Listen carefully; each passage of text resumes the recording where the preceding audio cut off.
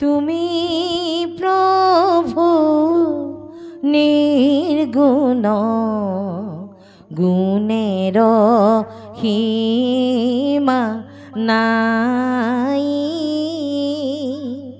নিৰ্গুণ জীব সুহি গুণ গাই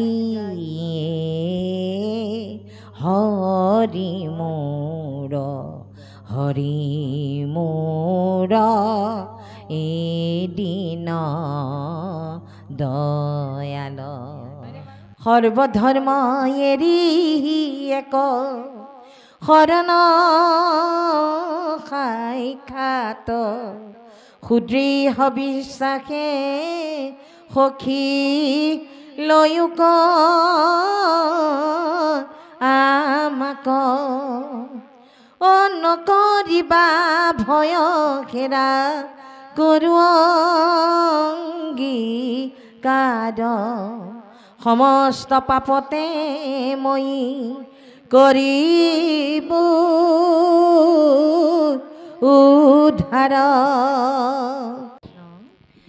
হেন কৃষ্ণদেৱ পৰি কৰোষেয় সুমংগল কৃতি যাৰ সকলো ভগৱন্তৰ কথাই কৈছে যাৰ গুণ গৰিমা অতি সুমংগল যি কথা যাৰ চৰিত্ৰ শুনিলে আমাৰ নিজৰো সেই জীৱসকলো মুকুতি লাভ কৰে সেই কৃতি সেই যাৰ সুমংগল কৃতি আছে সেই কৃতিত্ব থকা সেইজন ঈশ্বৰকে বোলে মই সেৱা কৰোঁ পূজা আদি যত ভক্তিৰ মধ্যত শ্ৰৱণ কীৰ্তন সাৰ এই পূজা আদি সমস্তৰে মধ্যত বোলে সকলোতকৈ শ্ৰেষ্ঠ কি শ্ৰৱণ আৰু কীৰ্তন ভক্তিৰ মধ্যত তাৰমানে ভক্তিৰ ওপৰত তিনিটা জ্ঞান মাৰ্গ কৰ্ম মাৰ্গ আৰু ভক্তি মাৰ্গ গতিকে এই জ্ঞান মাৰ্গ আৰু কৰ্ম মাৰ্গ দুইটাৰ ভিতৰত আটাইতকৈ শ্ৰেষ্ঠ হ'ল ভক্তি মাৰ্গ সেইকাৰণে কৈছে ভক্তিৰ মধ্যত শ্ৰৱণ কীৰ্তন সাৰ এই ভকতিৰ ভিতৰত শ্ৰৱণ আৰু কীৰ্তন সাৰ বুলি কৈছে কথা শ্ৰৱণৰ নাম কীৰ্তনৰ সমান নাহিকে আন ভক্তিহে পৰম শুদ্ধ নিৰূপণ প্ৰকৃতি দেখাওঁ প্ৰমাণ এতিয়া কৈছে যে কথা শ্ৰৱণৰ নাম কীৰ্তনৰ কথা কওঁতে কৃষ্ণৰ কথা আৰু কীৰ্তন কৰোঁতেও কৃষ্ণ কথা সমস্তখিনিৰ বোলে এই কৃষ্ণৰ কথা শ্ৰৱণ আৰু কীৰ্তনৰ বাহিৰে আন বোলে কোনো ইয়াৰ লগত সমান হ'ব নোৱাৰে গতিকে ভক্তিহে পৰম শুদ্ধ নিৰূপণ গতিকে ভক্তিহে শুদ্ধ পথ এইটোকে নিৰূপণ কৰা হৈছে প্ৰকৃতি দেখাওঁ প্ৰমাণ মই এই ভক্তিয়ে যে শ্ৰেষ্ঠ গাৰুমিৰি যৱন কংক গোৱাল আসম বুলি আছে আসম মূলক ধুবা যে তুৰুক কুমাৰ মেলছ চাণ্ডাল এই সমস্ত জাতিৰ কথা কৈছে এয়া আটাইকেইটা জাতিৰ এই সমস্তই বোলে কি বুলি কৈছে ঈশ্বৰৰ নাম ল'লে সকলো শুদ্ধ হৈ যায় আৰু সকলো তৰি যাব পাৰিব আনো পাপীনৰ কৃষ্ণ সেৱকৰ সংগত পবিত্ৰ হয়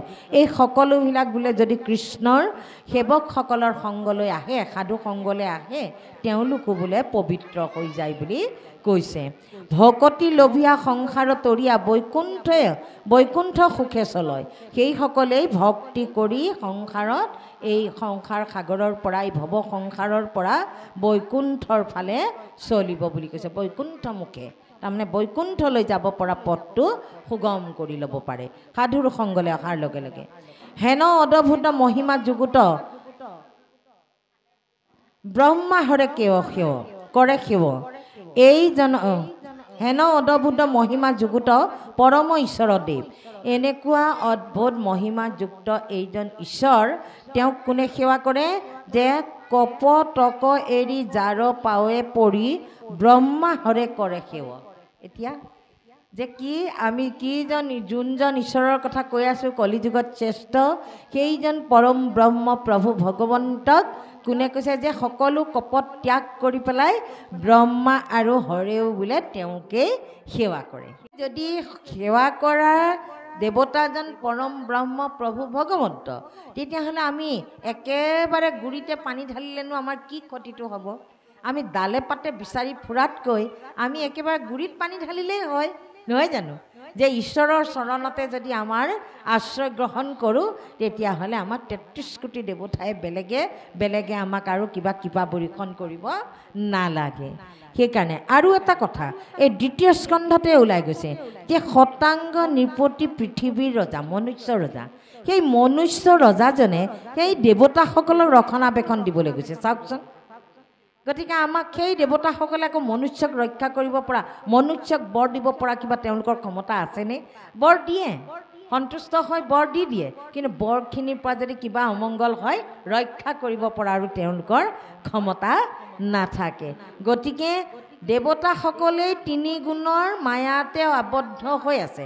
এই মায়া বিষয়ীজনক আকৌ কিবা কৰিব পাৰিব নেকি? অন্ধ এজনে আৰু এজন অন্ধক জানো বাট দেখাই দিব পাৰিব?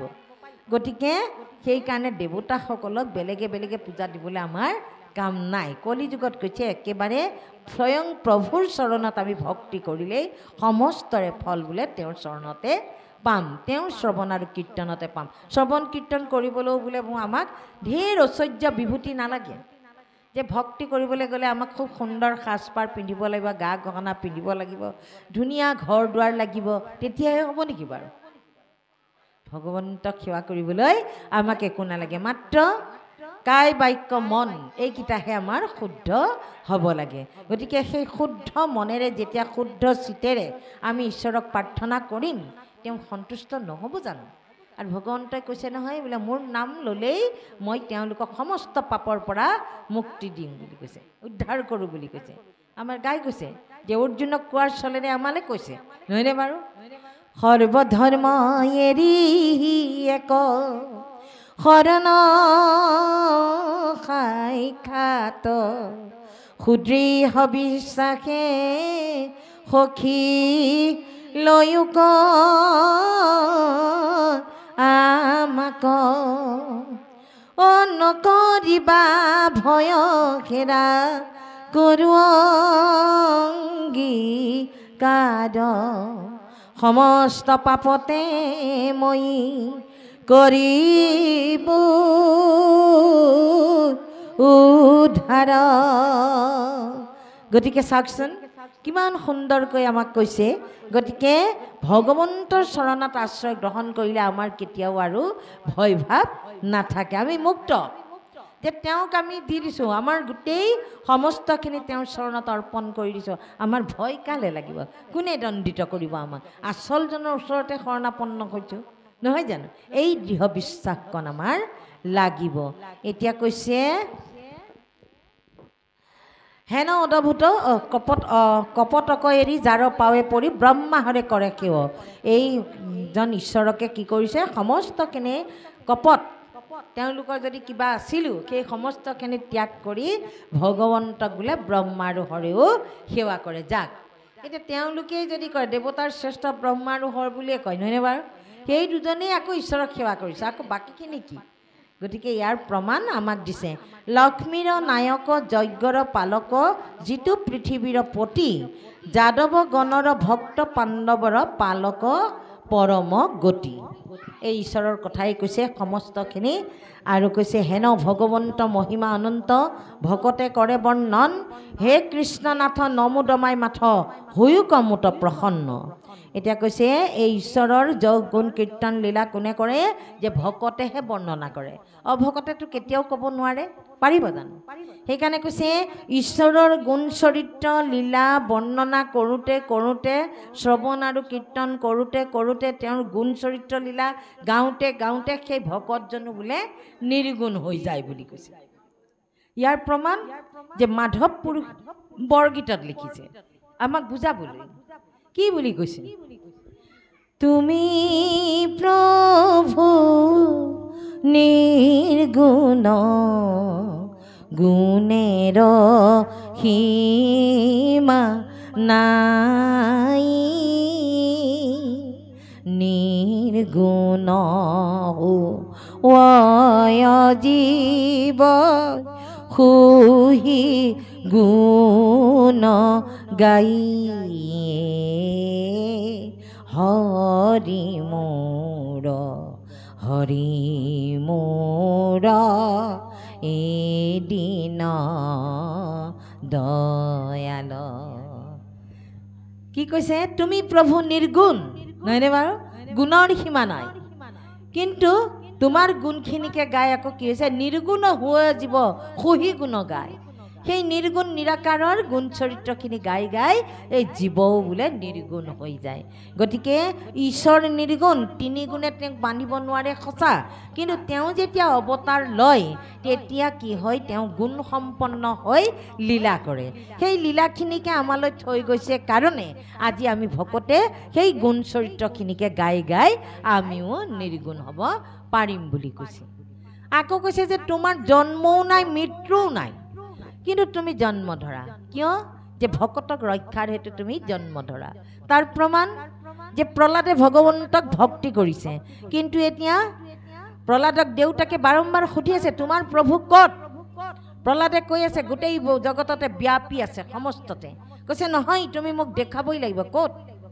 প্ৰহ্লাদে তপককে দেখাই দিলে স্তম্ভত, বোলে ইয়াতে আছে ভগৱন্ত। আৰু ভকতৰ কথা ৰক্ষাৰ হেতুৱে কি কৰিলে ভগৱন্তই? সেই ফটিকৰ স্তম্ভতে তেওঁ প্ৰকট হৈ দেখাই দিলে, নহয়নে বাৰু? গতিকে ভকতে যেনেকৈ আহ্বান কৰে তেনেকৈ পায়।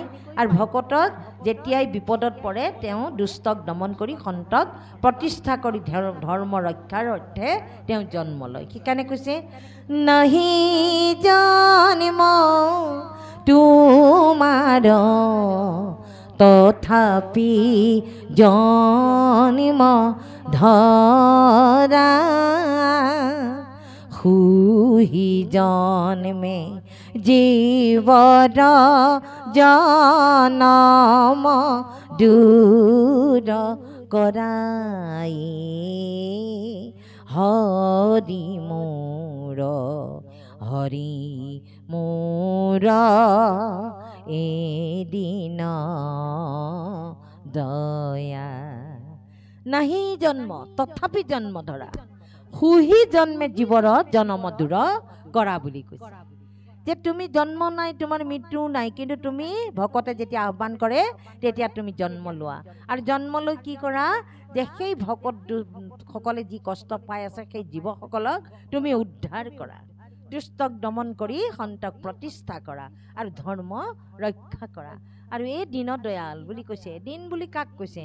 যে দিন হ'ল দুখীয়া আমি, আমাৰ জীৱসকলক কৈছে যে মই একে দিন দৰিদ্ৰ, তোমাৰ নামৰ দুখীয়া, হে দয়াৰ ঠাকুৰ, হে কৃপাল কৃপাল, তুমি মোক কৃপা কৰা, মোক উদ্ধাৰ কৰি নিয়া, এই বুলি জীৱই প্ৰাৰ্থনা কৰিছে। মাধৱ পুৰুষে সুন্দৰকে এই বৰগীতত প্ৰকাশ কৰিছে। যে শাস্ত্ৰৰ লগতে আমি সেইকাৰণেই উদ্ধতি দিবলৈ আমি বাধ্য, যে আমি বুজাব লাগিব, বুজি পাব লাগিব কথাখিনি, নহয়নে বাৰু? সেইকাৰণে গতিকে আমি এনেই ভাগৱত শুনিলে নহ'ব, আমি কাই বাক্য মন একচিত হৈ কোনে কেনেকৈ। আজিতো আমি জানিলোঁ যে ব্ৰহ্মা আৰু ৰুদ্ৰয়ো কি কৰিছে? ভগৱন্তকহে সেৱা কৰিছে। শিৱই যে ভগৱন্তকে সেৱা কৰে, ব্ৰহ্মাই যে সেৱা কৰে, তাৰো আকৌ প্ৰমাণ আমাক দিছে শাস্ত্ৰত। কি বুলি দিছে? যে পাৰ্বতীয়ে ভাবিছিল যে তিন ত্ৰৈলোকৰ অধিপতি, সৃষ্টি স্থিতি লয়ৰ অধিকাৰী মোৰ স্বামী শিৱ, এই ৰুদ্ৰই সমস্ত বুলি তেওঁ ভাবিছিলে। কিন্তু তেওঁ বিবাহ হৈ আহি দেখিছে যে নাই, তেওঁ দেখোন সংসাৰৰ প্ৰতি মন কাণ নাই, তেওঁ মাত্ৰ চকুকেইটা বন্ধ কৰি ধ্যান কৰি থাকে। তেওঁ তেতিয়া প্ৰশ্ন হ'ল, তেওঁ কাক ভাবে? তেওঁৰো কোনোবা গৰাকী আছে নেকি?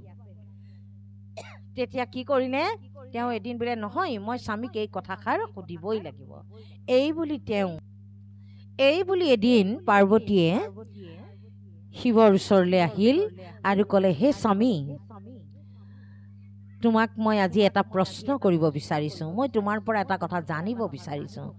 তেতিয়া শিৱপ্ৰভুৱে ক'লে, কিয়, কি কথা কোৱাচোন? তেতিয়া কৈছে, মইতো জানো তিন ত্ৰৈলোকৰ অধিকাৰী তুমিয়েই বুলি জানো, সৃষ্টি স্থিতি লয়ৰ অধিকাৰী তুমি, কিন্তু তুমি আকৌ কাক ভাবি থাকা? তোমাৰ কোনোবা গৰাকী আছে নেকি? তুমি চকু মুদি কি কৰা?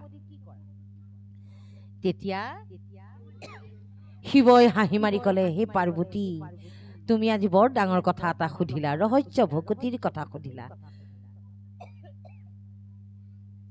যে মই ইমান দিনে ভগৱন্তৰ, আৰু তুমি এটা কথা জানা যে মোৰো এজন গৰাকী আছে, ময়েই সকলোখিনি নহয়, মই মাত্ৰ কাৰোবাৰ আজ্ঞাবাহী এটা জীৱ। মই তেওঁ মোক আজ্ঞা পালন কৰিছে, আমুক আমুক ৰক্ষণাবেক্ষণ তুমি দিবা, মই সেইখিনিহে কৰি আছোঁ। তেওঁৰ দায়িত্ব মই পালন কৰি আছোঁ। মই নিজে একো কৰিব নোৱাৰোঁ। মোৰো ওপৰত এজন আছে, মোৰো এজন গৰাকী আছে, সেইজনেই হৈছে প্ৰভু ৰাম, আত্মাৰাম, প্ৰভু ভগৱন্ত। মই সেই আত্মাৰামকহে সদায় চিন্তা কৰি থাকোঁ। তেতিয়া কৈছে যে হে পাৰ্বতী, তুমিতো চিন্তা কৰা সদায় মই যে সকলোতকৈ ধুনীয়া হ'ম, ধুনীয়া হ'বলৈ যত্ন কৰি থাকা, কিন্তু সেই ধুনীয়া তুমি এই বেলেগ ধৰণৰ বয় বস্তু ঘঁহি তোমাৰ ছালখন ধুনীয়া কৰিলে নহ'ব। তুমি বাহিৰে ভিতৰে ধুনীয়া হ'বৰ হ'লে তুমি কৃষ্ণ চাবোন ব্যৱহাৰ কৰিব লাগিব, তুমি ৰাম নাম ল'ব লাগিব। ৰাম নামেৰে তুমি তোমাৰ হৃদয়খন আৰু বাহিৰ সমস্তখিনি তুমি পোহৰাই, বাহিৰে ভিতৰে তুমি সুন্দৰ হ'ব লাগিব। সেইকাৰণে তুমি ৰাম লোৱা, ৰাম নাম লোৱা, আৰু সেই সুন্দৰৰ নামেকে মই সদায় জপ কৰি থাকোঁ। আৰু এওঁৰ নাম ল'লে কি হ'ব জানানে? শুনাচোন। এই বুলি কৈ পাৰ্বতীক কোৱাৰ চলেৰে আমাক কৈছে কি বুলি? শুনিও পাৰ্বতী তুমি আবে ৰাম ৰাম ৰাম বোলা যেবে, তোমাৰ বদন হয় বেক শ্ৰেষ্ঠ অমূল্য। হে পাৰ্বতী, তুমি ৰাম ৰাম বুলি কোৱাচোন। এই ৰাম ৰাম বুলি কৈ থাকোঁতেই তোমাৰ বোলে এই মুখ মণ্ডল, তোমাৰ চেহেৰাটো অতি ধুনীয়া হৈ যাব। কিয়নো তুমি যদি ভক্তি প্ৰদীপ হৃদয়ত জ্বলাব পাৰিলা, সেই প্ৰদীপৰ জ্যোতিয়ে তোমাক বাহিৰে ভিতৰে সুন্দৰ কৰি ৰাখিব। আৰু সেইকাৰণে মই বোলে সদায় এই ৰামতে ৰমি থাকোঁ। সেইকাৰণে কৈছে ৰাম ৰাম ৰাম ৰাম বুলি ৰামতে ৰমো সৰ্বক্ষণে, জানা ৰাম নাম সহস্ৰ নামৰ তুল্য। গতিকে এই ঘোষা ফাঁকিৰ দ্বাৰা পাৰ্বতীক বুজোৱাৰ চলেৰে আমাক বুজাইছে। আমি বুজিব লাগিব যে ৰাম নামৰ ৰহস্য, যে ৰাম নাম এবাৰ ল'লে আমাৰ কেনেকুৱা কি হয়, কিমানখিনি আমি মুক্তি লাভ কৰিব পাৰোঁ। এই কথাখিনি যে ৰাম ৰাম ৰাম বুলি ৰামতে ৰমো সৰ্বক্ষণে, এই ৰামতে আমি ৰমন হৈ ৰামতে ৰতি হৈ আমি থাকিব লাগিব। আমি বিষয় কৰিছোঁ, বিষয়ৰ মাজতে আমি হৃদয়তহে ল'ম নাম। আৰু সদায় যদি আমি নাম বস্তু জমা নকৰোঁ, তেতিয়াহ'লে সেই নাম আমাৰ অহৰ্নিশে কেতিয়াও ওলাই নাথাকে। সেইকাৰণে কৈছে আমি সদা সৰ্বদা গোবিন্দ ভঁৰালত আমি নাম বস্তু জমা কৰিব লাগিব। সেই বস্তুৱে আমাক কি কৰিব? সেই নামে অন্তকালে আমাক গতি কৰিব। আৰু কৈছে যে ৰামতে ৰমোহু সৰ্বক্ষণে, সেই আৰু জানা ৰাম নাম সহস্ৰ নামৰ তুল্য বুলি কৈছে। এই নাম জানানে যে সহস্ৰ নামৰ তুল্য। এবাৰ যদি এটা নাম লোৱা তুমি, এই নাম শত সহস্ৰ নামৰ তুল্য বুলি কৈছে। সেইকাৰণে মই এই এক নাম, এই নামকে মই ধাৰণ কৰি থাকোঁ, এই নামতে মই ৰতি হৈ থাকোঁ। সেই পাৰ্বতী, তুমি গুৰু তত্ত্ব ৰহস্য ভকতিৰ কথাটোকে তোমাক আজি ক'লোঁ, ৰাম নামৰ ৰহস্য ভকতি ক'লোঁ। তুমিও আজিৰ পৰা সুন্দৰকে ঈশ্বৰৰ নাম লোৱা, তুমিও উতৰি যাব পাৰিবা। এতিয়া পাৰ্বতী কোৱাৰ চলেৰে এই কথাখিনি আমালৈ দিছে, আমিও সেই ঈশ্বৰৰ নাম ল'ব লাগিব। যি ৰাম, যি আত্মা ৰাম, আদিটো আছে, মধ্যটো আছে আৰু অন্তটো থাকিব। সৌ সিদিনা প্ৰতিষ্ঠা কৰা ৰামলাল প্ৰাণ প্ৰতিষ্ঠা ত্ৰেতা যুগৰ ৰামৰ কথা ইয়াত কোৱা নাই। সেয়া হ'ল ঈশ্বৰৰ এটা অৱতাৰ এটা যুগত। কিন্তু যিজন প্ৰভু, তেওঁ আদিতে আছে, অন্তটো আছে। আৰু আমিবিলাক য'ৰ পৰা আহিছোঁ তলে যাম, যেতিয়াই আমি শেষ হ'ম সকলো গৈ ঈশ্বৰতে লীন যাম। গতিকে আমি তেৰাৰ অংশ, তেওঁ শৈব্য, আমি সেৱক। আমাৰ সেৱা কৰা ভগৱন্তজনেই হ'ল পৰম ব্ৰহ্ম, প্ৰভু ভগৱন্ত নাৰায়ণ, প্ৰভু কৃষ্ণ। আমি তেওঁক ভজিব লাগিব। আৰু কেনেকৈ? যে কাই বাক্য মনে, এই কথাখিনি কৈছে যে আৰু ভজিব লাগিব আৰু শ্ৰৱণ কৰিব লাগিব, কীৰ্তনো কৰিব লাগিব, আমি শুনিব লাগিব। আমাৰ 5টা যজ্ঞ আছে, 5 প্ৰকাৰ যজ্ঞ সাংসাৰিক ধৰ্ম পালন কৰা জীৱ সমস্তৰ। এই 5 প্ৰকাৰ যজ্ঞ আমি পালন কৰিব লাগিব, এই যজ্ঞ কৰিব লাগিব, তেতিয়াহে আমি সংসাৰ ধৰ্মত আমি তৰি যাব পাৰিম, এই বিষয় সাগৰখনৰ পৰা তৰি যাব পাৰিম। পঞ্চযজ্ঞ, এই পঞ্চযজ্ঞ কৰিব নোৱাৰা জীৱসকলে কেতিয়াও ঈশ্বৰমুখী হ'ব নোৱাৰে। সংসাৰত থকা জীৱসকলে এই পঞ্চযজ্ঞ আকৌ কয় বোলে আমাৰ আইসকলেহে কৰিব লাগে। এই আইসকলে বুলি নহয়, সমস্ত পুৰুষ প্ৰকৃতি সমস্তই কৰিব লাগিব। যিহেতুকে আমি আমাৰ পুৰুষ মাত্ৰ এজনেই, সেইজনেই হৈছে প্ৰভু ভগৱন্ত। আমি সমস্ত প্ৰকৃতি, সেইকাৰণে আমি পঞ্চযজ্ঞৰ ভিতৰত থাকি আমি ভক্তি কৰি যাব লাগিব। 5 প্ৰকাৰ ভকতি পঞ্চযজ্ঞ: ব্ৰহ্মযজ্ঞ, দেৱযজ্ঞ, নিৰ্যজ্ঞ, ভূতযজ্ঞ আৰু পিতৃযজ্ঞ। এই 5 প্ৰকাৰ যজ্ঞ যদি আমি কৰিব জানিছোঁ, তেতিয়াহ'লে আমি এই বিষয় সংসাৰৰ পৰা অনায়াসে তৰি যাব পাৰিম। এইখিনি কথাহে কৃষ্ণ আমাৰ পাঠত। ইয়াৰ পাছত